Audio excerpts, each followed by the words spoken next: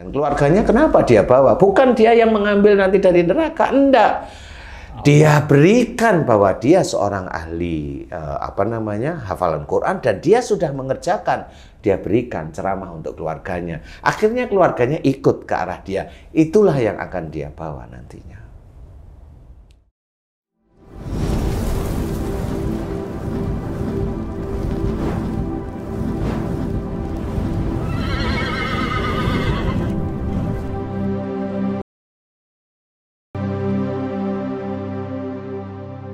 Bismillahirrahmanirrahim. Assalamualaikum warahmatullahi wabarakatuh. Waalaikumsalam warahmatullahi wabarakatuh. Para pemirsa dan sahabat beriman dimanapun berada, alhamdulillah kita berjumpa lagi di Ustadz Danu Official Channel bersama saya Tum. Kali ini kita akan ngaji lagi, kita akan belajar lagi bersama guru kita Pak Ustadz Danu. Mudah-mudahan nanti apa yang kita pelajari kali ini bisa meningkatkan keimanan dan ketakwaan kita kepada Allah Subhanahu wa Ta'ala. Sebelum lanjut, izinkan saya menyapa dulu guru kita bersama Pak Ustadz Danu. Assalamualaikum Pak Ustadz. Waalaikumsalam warahmatullahi wabarakatuh. Assalamualaikum Bang J. Waalaikumsalam Pak. Kita akan ngaji lagi kali ini mengenai situasi keluarga nih Bang J. Nah Ustadz, ini bagi pasangan pemula nih. Kita pasangan pemula atau pasangan lanjut? Maksudnya pasangan suami istri gitu ya? Suami istri. Oh. Mereka menyadari nih, si suami maupun si istri punya keburukan dan sudah mendengar tausiah Ustadz nih. Tidak ingin anaknya ini menjadi generasi keduanya nih, menuruni sifat buruk ibu dan bapaknya nih. Apa yang harus dilakukan orang tuanya nih Ustadz? Emang harus berubah. Berubah benar-benar ada di jalan Allah Ta'ala. Insya Allah Allah itu maha pengampun kok tentang tobat manusia muslim ya. Tobat berarti? Tobat, dia harus tobat. Apa yang dilakukan salah di hadapan Allah Ta'ala berubah. Yang dulunya emosional, berubahlah yang tidak. Yang dulunya arogan, ngapain arogan? Semua orang itu di mata Allah sama. Kamu arogan itu percuma. Yang kamu aroganin apa? Jabatanmu. Ya salah. Yang kamu aroganin apa? Kamu cari rezeki, ya salah. Yang kamu aroganin apa? Kamu sebagai imam, ya salah. Seorang imam yang baik di hadapan Allah Ta'ala itu dia tidak akan arogan dengan keluarganya. Dia akan sayang dengan keluarganya. Sayangnya apa? Kalau keluarganya salah, ya dia didik menjadi baik, bukan dimarahi. Itu yang namanya imam yang bijak di hadapan Allah, imam yang soleh di hadapan Allah, itu yang seperti itu. Bukan imam yang soleh itu membiarkan keluarganya, tidak boleh juga. Kalau keluarganya salah, tetap dia harus kawal. Ya istri, ya anak-anaknya itu dikawal. Bukan anaknya itu pulangnya pagi, didiemin. Oh, tidak bisa. Ngomongnya gimana? Daripada saya marah, lah ngapain kamu marah? Kan nggak bisa, dididik. Harus dipanggil, didudukkan, seperti itu. Nah, inilah yang harus kita ketahui, tobatlah kepada Allah Ta'ala, berubah. Ya, kalau memang ada kesalahan di keluarga, bilang sama keluarga, bilang sama istri, bilang sama suami, bilang sama anak-anak, saya pernah melakukan kesalahan. Saya tidak mau mengulang yang ke-13 kalinya umpamanya. Bolehlah. Kok kan biasanya saya tidak mengulang yang kedua kali, enggak, saya bilang yang ke-13 kali kan gitu ya. Bohong berarti ya? Bukan, yang dulu memang sering diulang-ulang gitu maksudnya. Kalau ngomong yang kedua kali bohong berarti? Bohong. Jangan di hadapan saya ngomong yang begitu ya. Ketahuan insya Allah tetepan. Jadi ngomonglah yang jujur ya. Begitu Ci, begitu tuh. Ya, tadi kan untuk yang pemula gitu. Kalau yang udah akhir, expired pensiun ya. Kalau udah expired, udah nikah, udah 28 tahun, tetap berubah. Ya, Umar bin Khattab itu pun kenal Rasul itu inginnya membunuh. Tapi setelah masuk Islam ya beliau bisa menjadi panglima ya, pembela Rasul. Jadi tetap kita belajar dari keadaan yang sudah ada. Bukan berarti kan saya sudah tua, oh enggak. Enggak bisa istilahnya. Jadi berubahlah sekarang, kembali ke jalan Allah, serius. yang kurang itu belajar untuk digeser, diganti yang baik, belajar baik. Kalau sudah baik, belajar tidak ujub, tidak riak. Walaupun itu sulitnya setengah mati, ya belajar. Namanya belajar ya begitu. Masuk surga itu tidak gampang. Tidak bisa. Orang itu mau masuk surga hanya hafalan Quran, belum lengkap. Belum lengkap. Orang yang hafal Quran dan mengerjakan, nah itu baru lengkap. Nah kalau orang yang hafal Quran sudah mengerjakan, insya Allah dia tidak akan menampilkan ujub riaknya. Dia sudah pasti banyak nunduk, tidak banyak bicara. Bicara yang manfaat, tidak mengarah ke arah dia sendiri yang hafal Quran. Tidak akan mengarah ke arah sana. Nah itulah yang termasuk dia akan betul-betul bisa menjadi ahli surga. Dan bisa membawa keluarganya nanti. Dan keluarganya kenapa dia bawa? Bukan dia yang mengambil nanti dari neraka, enggak. Dia berikan bahwa dia seorang ahli hafalan Quran dan dia sudah mengerjakan. Dia berikan ceramah untuk keluarganya. Akhirnya keluarganya ikut ke arah dia. Itulah yang akan dia bawa nantinya. Jadi bukan mencompot itu dari neraka dia comot, enggak. Kalau seseorang muslim masuk neraka, itu sudah hitungan dari Allah Ta'ala, itu sudah tepat. Jadi tidak bisa dicomot semaunya sendiri. Jadi kalau dicomot di neraka, loh berarti gimana nih? Allah sudah memperhitungkan semuanya, sehingga orang itu, kalau memang dihisab pasti ada, oh ini dari keluarganya yang hafal Quran dan mengerjakan, dan ini, orang ini, dia sudah sama orang ini, dia ikut mau mengerjakan, tidak menolak, tidak. Dia mau mengerjakan nasihat si saudaranya yang hafalan Quran tersebut dan sudah mengerjakan. Dia tidak menolak dan dia mau. Nah ini nanti kan sama, dia dihisab, Allah sudah paham hisabnya. Makanya itu kebaikan yang sekecil biji zarah pun akan terlihat. Apalagi dia mengikuti orang-orang yang hafal Quran dan mengerjakan. Mengerjakan itu termasuk akhlak-akhlak Rasul. Iya. Jadi orang yang hafal Quran dan mengerjakan, insya Allah orang itu nggak akan gampang tersinggung dia. Dia akan memaafkan kesalahan saudaranya. Dia tidak akan gampang tersinggung. Ya. Tidak merasa hebat, ada kekurangan didengerin. Orang-orang yang hafal Quran dan mengerjakan, insya Allah sudah seperti itu. Iya, betul. Tidak hafal Quran gampang tersinggung. Oh ini dia belum bisa mengerjakan, dia baru hafal aja. Dan apakah itu bisa masuk surga? Saya jawab, wallahu a'lam. Saya nggak berani jawab, ya, tapi wallahu a'lam. Tapi kalau umpamanya orang yang hafal Quran dan mengerjakan, saya jawab, insya Allah bisa.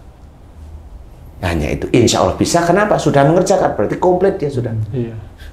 Berarti sesunah-sunahnya dia kerjakan sebenarnya, karena dia tahu. Gitu.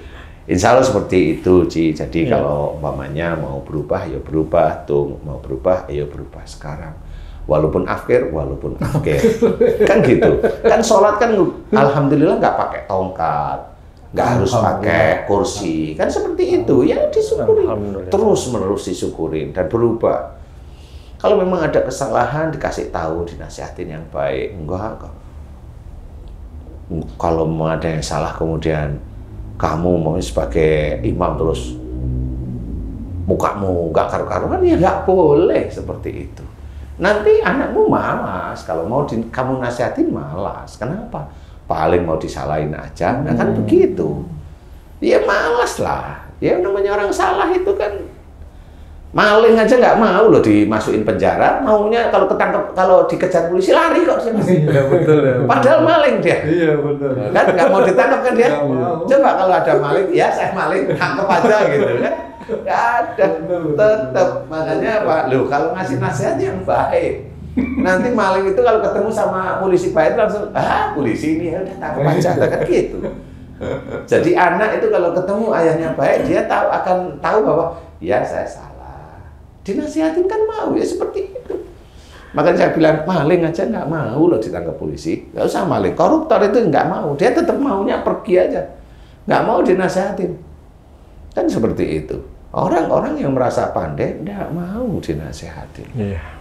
Orang yang pandai tapi dia tidak memperlihatkan kepadanya, mau kok dia dinasihati. Karena bagaimanapun juga, seseorang itu, siapapun orang yang pandai, dia tetap nggak akan tahu ilmu dari orang yang memberikan nasihat. Apa ilmunya? Ilmu yang tidak arogan, ilmu yang hanya mau ngikutin aja, mencoba untuk ngikutin. Apa? Ambillah ayat Allah. Wa idza quri'al Qur'anu fastami'u lahu wa ansitu la'allakum turhamun. Ambillah ayat itu.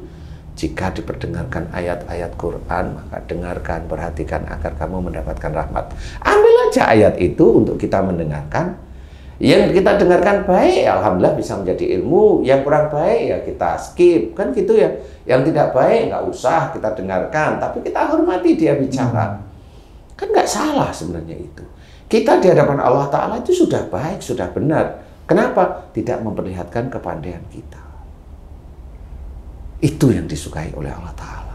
Walaupun kita itu bisa ngomong, kita bisa langsung menghajar orang yang ngomong salah, itu bisa. Tapi kita ingat, ini kan di depan umum ya. Berarti tidak boleh saya memberikan nasihat di depan majelis. Ya itu. Mempermalukan. Mempermalukan. Kita ambil hadis tersebut. Karena akhirnya kita itu mendapat pahala terus-menerus dari kita diam. Sebenarnya banyak yang kita bukan yang bisa kita kerjakan setiap saat, setiap harinya. Banyak. Dan itu nanti akan berefek pada anak-anak kita. Anak-anak yang dulunya bandel, kalau orang tuanya sudah mulai mau mendengarkan, ikut nanti lama-lama. Iya ya. Nah, orang-orang itu kan tidak pernah tahu, umpamanya Pak Rafael, kan saya nggak tahu nih istrinya bagaimana. Bisa aja Pak Rafael dengan istrinya itu sebenarnya takut juga sebenarnya. Iya, sehingga anaknya ya begitu kebablasan. Kalau maunya Pak Rafael itu ketemu sama orang yang nyantai, tidak pamer itu kan tidak memperlihatkan arogansi, tidak memperlihatkan hebat, tidak memperlihatkan ini. Lah itu nanti namanya si Mario itu mau mukul orang itu mikir, lah ngapain saya mukul ya? Iya betul. Saya kan dipanas-panasi sama teman saya ini atau pacar saya ini. Lah ini bisa pacar saya yang ya nggak karu-karuan ini orangnya, kan manas-manasin saya aja, kan bisa seperti itu. Bisa. Keluarga kalau dia itu senantiasa dijaga Allah itu ya seperti itu. Mendapatkan hidayah dengan berpikir yang cerdas seperti itu kan. Jadi kalau umpamanya ya sama di keluarga itu, kalau memang nggak mendapatkan hidayah itu ya begitu. Lagi ngapain kok gini? Padahal kamu juga jengkel sama istrimu nih tuh. Ya dimatiin HP-nya. Nah itu sama sebenarnya. Nah itu dua-duanya nggak dapat hidayah itu. Benar nggak itu? Benar. Pernah istrimu begitu? Pernah. Sering? Kalau dipikir-pikir ya. Nah, itulah akhirnya rugi. Nah, itulah keluarga yang belum paham. Bukan berarti yang lain tidak. Nah, di keluarga sama seperti kayak kamu tuh banyak yang seperti itu. Yang merasa istrinya cantik, wah, suaminya ya disuruh berangkang ke arah dia. Karena apa? Karena dia merasa cantik, dia merasa dibutuhkan oleh suaminya. Nah, yang seperti itu arogan. Nah, itu anaknya pasti punya sama seperti sifat dia biasanya dilebihkan oleh Allah Ta'ala. Dan orang nggak sadar. Bagi orang Muslim, anaknya nakal masukin pesantren. Nah, guru pesantrennya kan nggak tahu kalau anaknya kurang ajar. Ya pesantrennya morat-marit punya nerima anak seperti itu. Kan nggak tahu juga kiainya. Iya. Dan banyak kasus seperti itu, seperti itu banyak. Ada yang kiainya tahu akhirnya dikembalikan ke orang tuanya. Iya serius seperti karena itu. Membahayakan santri yang lain. Iya, ya sanggup dia. Bukan tidak sanggup, ini membahayakan sebenarnya. Jadi daripada ini santri-santri saya bisa rusak cuma anak satu ini, dikembalikan sama kiainya ke orang tuanya. Orang tuanya bingung, gimana anak saya itu susah dinasihatin. Lah kalau saya, ya itu kamu, ini anak kamu bener apa enggak? Bener anak saya, dari pernikahan saya sama istri saya. Oh ya bener nih, DNA-nya bener ya sudah kamu yang harus dididik. Kalau saya gitu, kamu yang harus saya didik. Tidak bisa anak itu kamu serahin kepada orang lain, kamu tuh terus leha-leha di rumah cari uang sendiri. Tidak bisa.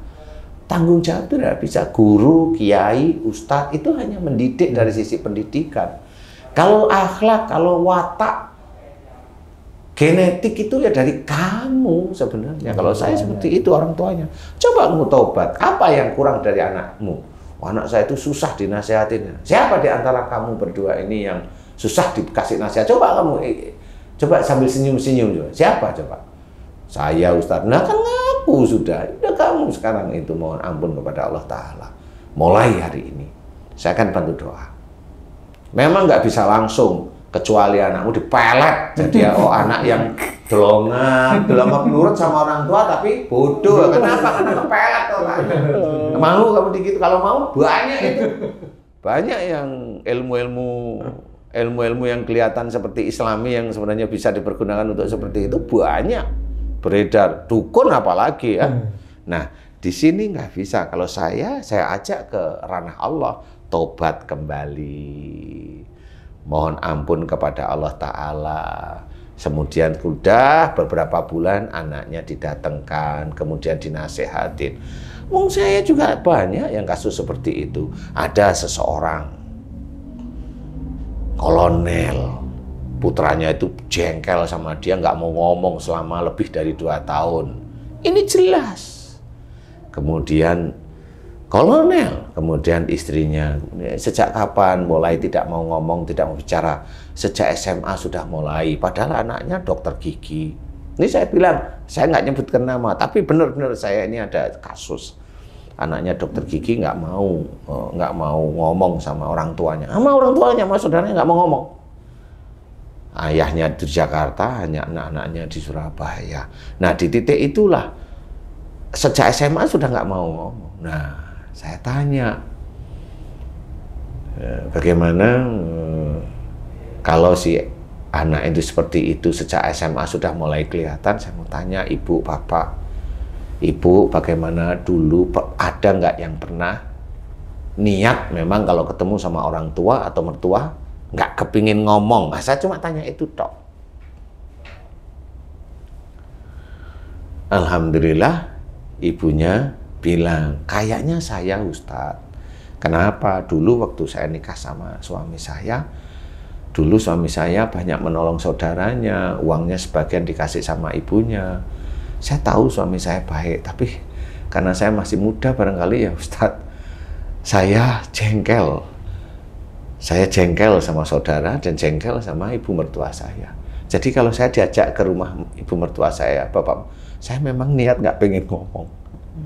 Kalau nggak ditanyain, nggak ngomong, ditanyain juga males-malesan. Ya sudah ketemu.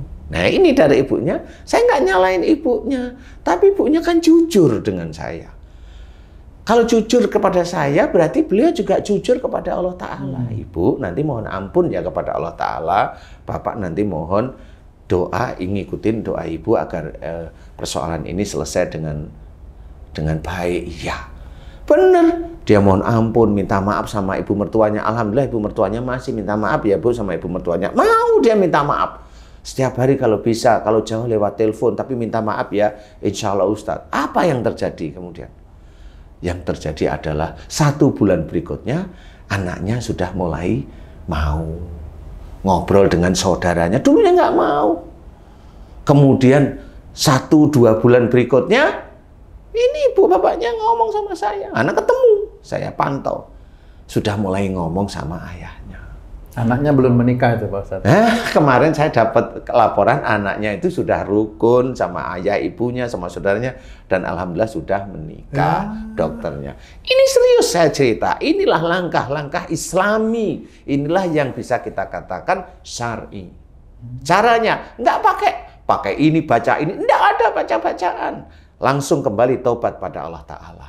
Tidak ada yang aneh, tidak ada yang menyentuh si anaknya dulu. Tidak ada. Ayah ibunya saya minta untuk taubat dan mau. Dan Allah yang membuka hatinya. Itulah caranya Allah yang mengatur semua kehidupan kita. Kita kembalikan pada Allah Ta'ala. Enggak ada yang mana-mana. Kalau dibaca-baca itu kan dibaca-baca. Ini enggak, kita doa mohon ampun. Ibunya mohon ampun. Ya Allah, jika anak saya yang bernama ini, karena dulu saya tidak mau bicara, niat tidak mau bicara dengan ibu mertua saya, jika itu dosa besar, ampuni dosa saya. Syar'i enggak yang itu? Syar'i. Tidak ada yang menolak orang Islam kecuali orang Islam yang ininya nggak dapat hidayah dari Allah Ta'ala. Dia tolak yang pasti nasihat seperti ini. Karena dia senang pakai yang amalan-amalan. Silahkan pakai. Kalau itu Rasul pakai, silahkan. Kalau Rasul nggak pakai, bisa aja kamu dikatakan dosa atau bid'ah. Silahkan pakai. Iya. Kalau saya, enggak. Saya ngikutin jalur Allah, ngikutin jalur Rasul. Taubatlah, mohon ampunlah. Nggak usah yang aneh. Dan banyak kasus yang seperti itu.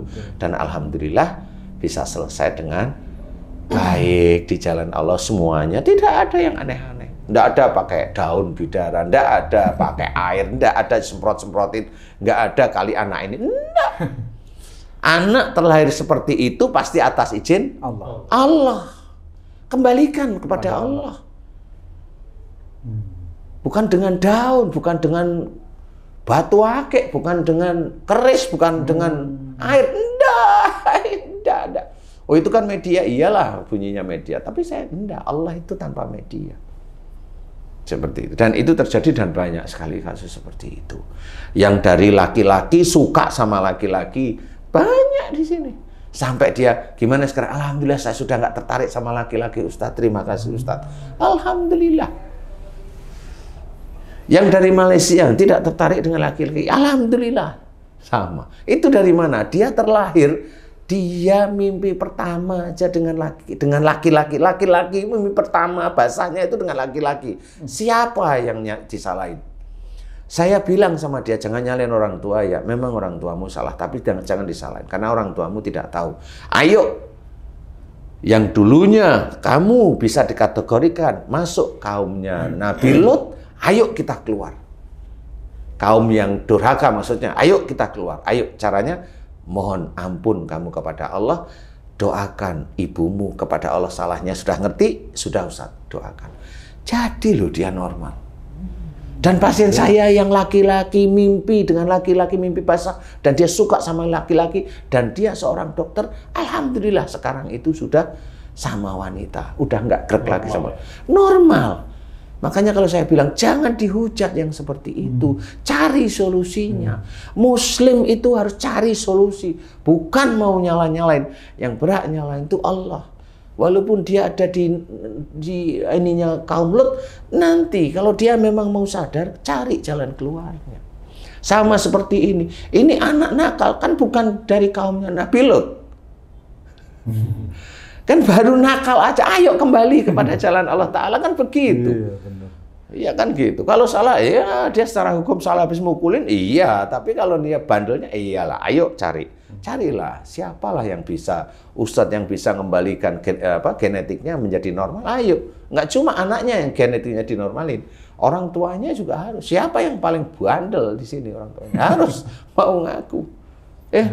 Kalau kamu tuh umpamanya suka dulunya keluar malam, ya kalau anakmu keluar malam ya jangan dimarahin. Saya sekarang berarti harus berubah, jangan keluar malam. Iyalah. Kalau belum menikah, Mas? Hah? Belum menikah? Yang mana nih maksudnya? Anak saya. Ya kalau belum nikah ya mohon ampun lah kepada ayahnya, minta maaf pada orang tuanya, mohon ampun kepada Allah. Kemudian teman-temannya ya belajar di yang kira-kira teman-teman yang tidak seiman, nggak usah digauli terlalu gaul. Kok digauli nggak cocok sih, ditemani terlalu jauh maksud saya. Jangan, karena itu nanti akan mendapat dampak. Dampaknya kenapa? Nih, biasanya kalau anak nakal, anak yang susah dinasihatin orang tua, kalau dia punya temen main yang non Muslim, nanti dia akan tertarik sama dia pasti. Biasanya sudah hafal saya. Karena nakalnya dia itu nanti digaduhkan hatinya itu oleh Allah Ta'ala dengan orang yang tidak seiman biasanya. Saya sudah hafal. Makanya hati-hati. Orang yang suka dengan orang yang tidak seiman, itu dia nakalnya sama orang tua dikandani, dikasih tahu, dablek. Makanya ayo berusaha berubah, walaupun sudah afkiran berubah. Amin. Sudah uzur berubah lah ya. Itu kan belum diizinkan mati oleh Allah Ta'ala, jadi masih ada waktu untuk berubah. Ya dirubah, ya istri, ya anak, ya diri kita sendiri. Awalnya diri kita, harusnya dari kita.